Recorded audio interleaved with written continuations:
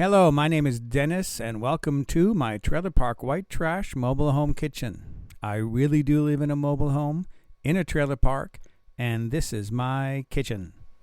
What I want to bake today is cat's tongues. Don't panic. You're not going to have to watch the newspaper for ads offering kittens to good homes. By cat's tongues, I mean a French cookie. These are French cookies. And the French themselves at one time were concerned about the name. Back when I was in college, I had a full collection of Graham Kerr cookbooks. And that's actually where I originally saw this recipe. And he mentioned in his cookbooks that the French had tried to change the name. Maybe they were concerned about animal lovers or animal rights activists or something. They wanted to change the name to elves' tongues. The name never caught on. They are still known today as cat's tongues. They're an unusual cookie. They're very thin, almost paper thin, and if you store them properly, they're very crisp. And there's a lot you can do with cat's tongues rather than just eat them with coffee or tea. So having mentioned that they're cookies, let's get into the ingredients, what these are made with. For this recipe, you will need 5 egg whites at room temperature. These are from grated large eggs. That's important because the amount of liquid you have will determine how much flour you need. I measured this. It came to about 2/3 of a cup, and I weighed it on a scale, and it came to 5.8 ounces or 164 grams. I was trying to be as precise as possible because the flour and the liquid has to be really accurate. Then I have 1 teaspoon of vanilla extract, 5/8 of a cup of butter, also at room temperature, 5/8 of a cup of sugar. I have 1/4 teaspoon salt, and I have about 3/4 of a cup of flour. I weighed this and it came in at 3.1 ounces or 108 grams. That's what I came up with as far as a formula to get the consistency that I need so that these cookies will bake correctly. So those are the ingredients for our recipe. This is relatively easy to mix up. You can use a wire whisk or you can use an electric beater. Put the egg whites in first with the vanilla and combine those. I have this on a little rubber mat so it won't make so much noise.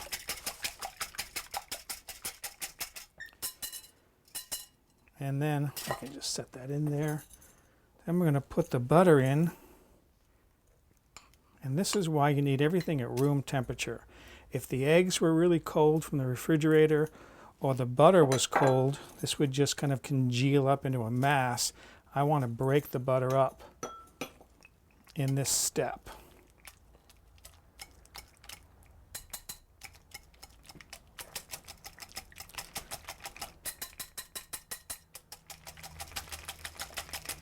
And what I'm looking for is to break this butter up into small beads. Again, if this was really, really cold, this wouldn't break up easily.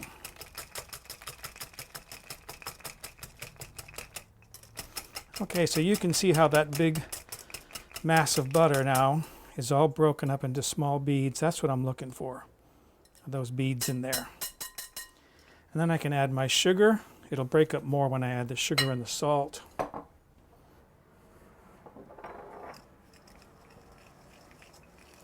Get that all mixed together.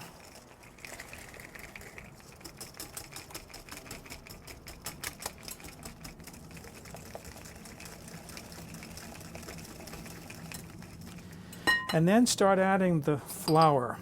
The consistency I'm looking for here is kind of hard to describe. It's kind of like halfway between a liquid and a soft solid. I'm not going to add all the flour, but I did measure in advance, so I'm pretty sure that flour is going to be exactly what I need.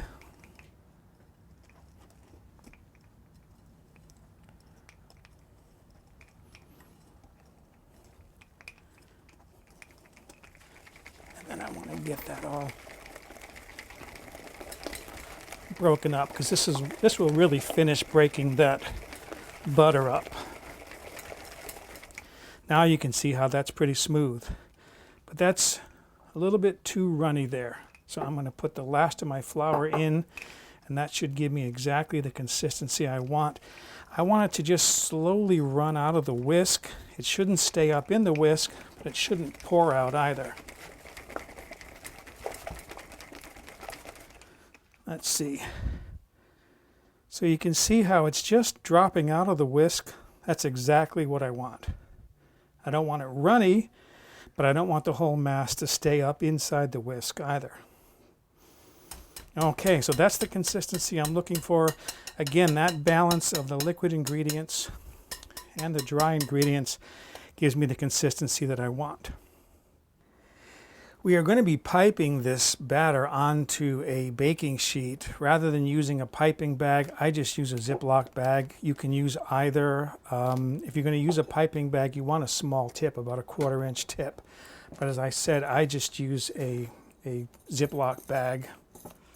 I'm just going to put the batter there.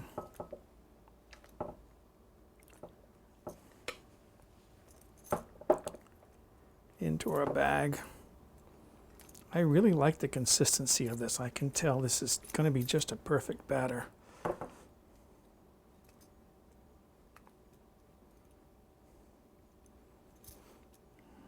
All right, that's good enough. And then you just, I put it in a bowl because it's easier to hold it together that way. Seal it up, get some of the air out. And then that then becomes our piping bag. And what I do is I just clip off the corner about a 1/4 inch. And that becomes our piping bag. It's that simple. I have here 2 greased baking sheets. These baking sheets have a nonstick coating on them. I still grease them because the cookies will stick.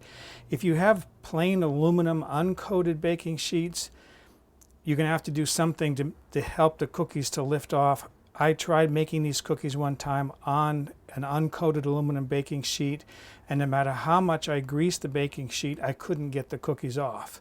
So a couple of things you can do is you can use baking parchment paper. I've done that. The only problem I have with that is the paper can crinkle after a while, and then the cookies kind of get all squiggly, but it works. And another thing that I like is this silicone baking liner. I've used this as well in baking. It just has to bake longer because the cookies aren't on the hot metal. They're on this sheet, and it takes them longer to brown. But for my purposes, because I have good baking sheets, I'm just going to use these. What I'm looking to do here is, I call them 4-inch pencils. About 4 inches long, 3 or 4 inches long. If you do it up high, it's going to squiggle on you. So you don't want to do that. You want to get the point down close to the surface of the baking sheet, and then you'll get straight pencils.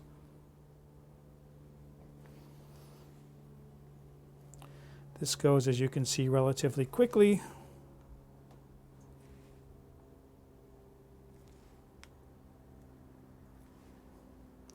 Okay, so there's our baking sheet ready for the oven. The oven I'm going to heat to 400 degrees, and I'm going to bake these between 6 and 7 minutes. At about 6 minutes, you have to start watching them closely, because with the butter in there and the heat, they're going to melt and get very thin, and then they're going to brown very quickly around the edges. When they start browning, they brown very quickly, so you do have to watch them closely. So I want to get these off the cookie sheet while they're still hot, and they are hot, because if they cool on there, they could stick.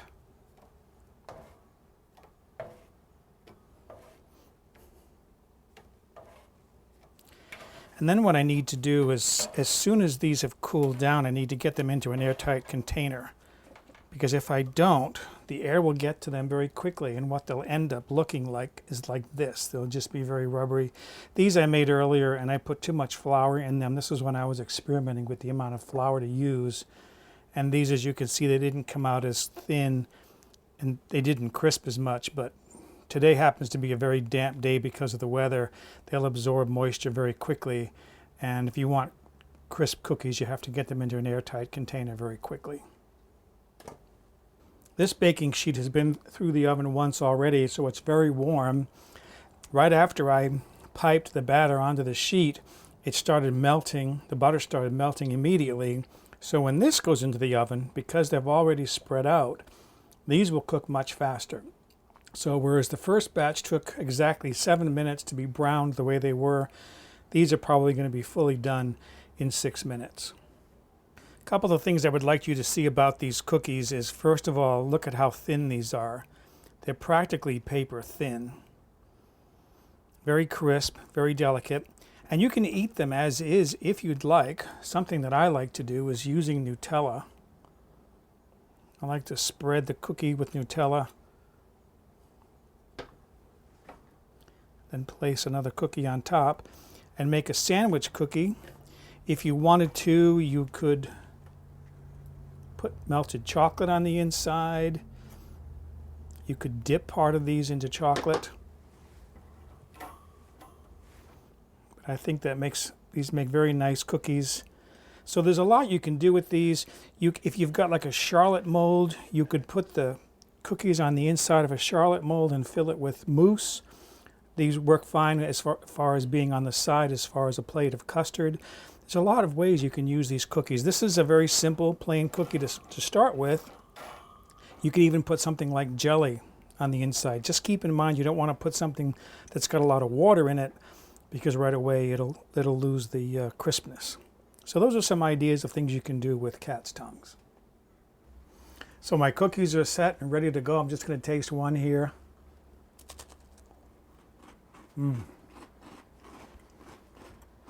They're crisp, they're delicate, they're sweet. There's a lot of different ways you can eat these. I would have these with coffee or tea. I can even imagine having this with something like a fine liqueur. So we're ready to go. Let's go eat our cookies.